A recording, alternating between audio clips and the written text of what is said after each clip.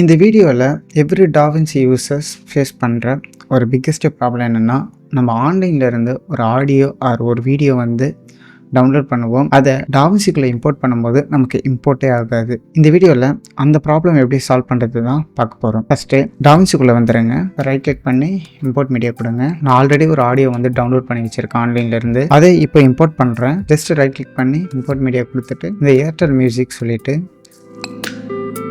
ஒரு audio file அதை click பண்ணி இம்போர்ட் பண்ணுறேன். எனக்கு வந்து இம்போர்ட்டே ஆகலை. ஸோ இது எப்படி சால்வ் பண்ணுறதுன்னு பார்க்கலாம். ஜஸ்ட்டு அந்த இதுவில் போயிட்டு ரீநேம் பண்ணுங்கள். ரீநேம் பண்ணி ஏர்டெல் மியூசிக் மட்டும் கொடுங்க.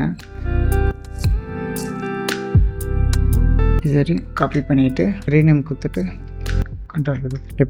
இப்போ டாவின்சிக்குள்ளே வந்து இப்போ ரைட் கிளிக் பண்ணி இம்போர்ட் பண்ணுங்க. இது MP4 வந்து இம்போர்ட் ஆகும். அவ்வளோதான் கைஸ். ஜஸ்ட் ரீநேம் பண்ணாலே போதும், உங்களுடைய ஃபைல் வந்து ஈஸியாக இம்போர்ட் ஆகிடும்.